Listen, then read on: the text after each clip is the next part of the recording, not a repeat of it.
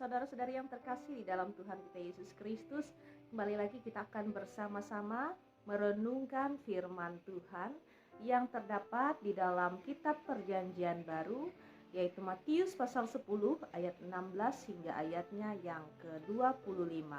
Sebelum kita bersama-sama merenungkan firman Tuhan pada saat ini, saya ajak kita untuk bersama-sama berdoa. Mari kita berdoa.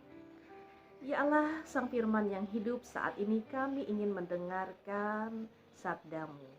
Mari Tuhan, Kau bekerja dengan Roh Kudus-Mu, sehingga kami dibimbing untuk mengerti apa yang menjadi maksud dari firman-Mu dan dapat melakukannya di dalam kehidupan kami sehari-hari oleh pertolongan Roh Kudus-Mu.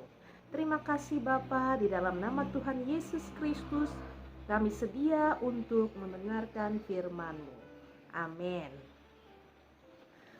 Hari ini saya mengangkat tema yaitu memberitakan kabar baik.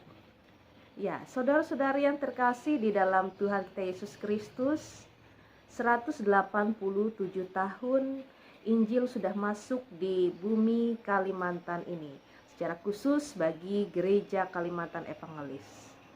Tidak sedikit dari para misionaris yang mati menjadi martir karena banyak dibunuh. Akan tetapi hal ini tidak membuat para misionaris menarik mundur langkah mereka, sehingga mereka melakukan berbagai macam pendekatan secara cerdik dan tulus, mulai dari pendekatan secara budaya, pendidikan, kesehatan, dan sebagainya. Contoh lainnya, mereka melakukan penginjilan dengan memakai bahasa setempat. Mereka juga merekrut tokoh-tokoh daerah setempat seperti Damang dan juga Temanggung. Dan ternyata pendekatan mereka yang cerdik namun tulus ini sangat berhasil. Beruntung sekali kita melewati para misionaris pada saat ini telah menerima kabar baik dan diselamatkan oleh anugerah Tuhan kita Yesus Kristus. Lalu yang menjadi pertanyaannya adalah, cukupkah berita keselamatan itu hanya kita simpan untuk diri kita sendiri saja? Tentu saja tidak.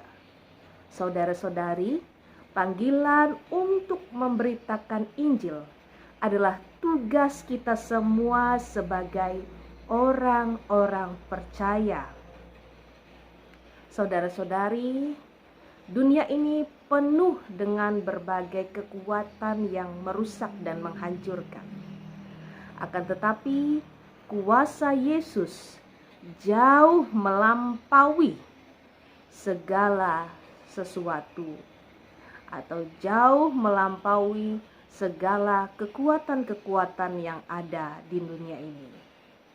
Bila kita yang telah mengalami kuasa Yesus yang memerdekakan kita dari berbagai ikatan dosa, janganlah kita tinggal diam.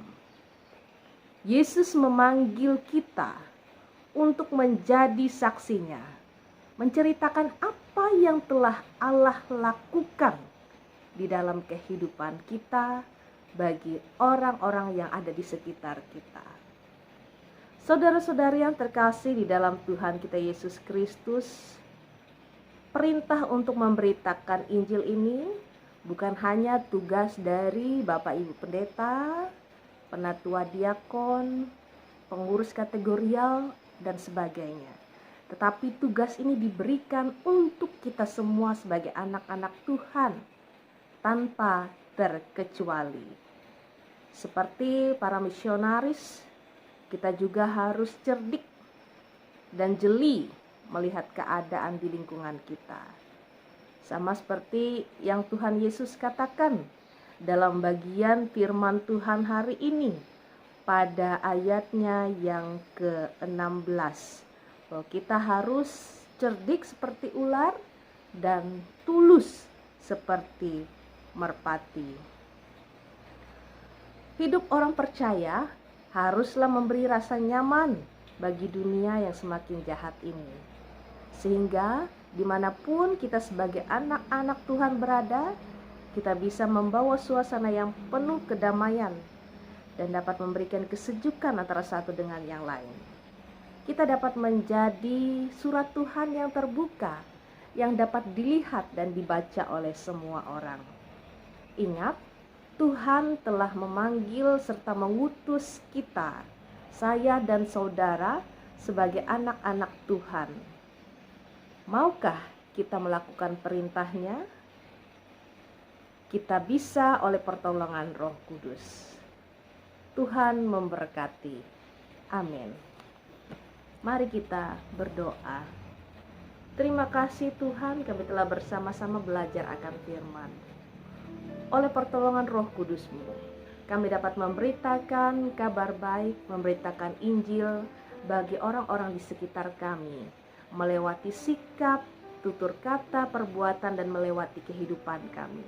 Orang-orang dapat melihat Kristus, orang-orang dapat mengenal Kristus melewati hidup dan kehidupan kami. Tuhan memampukan, Tuhan yang menolong kami. Inilah kami ya Tuhan, utuslah kami untuk menjadi saksi bagi-Mu. Di dalam nama Tuhan Yesus Kristus kami berdoa dan bersyukur. Amin.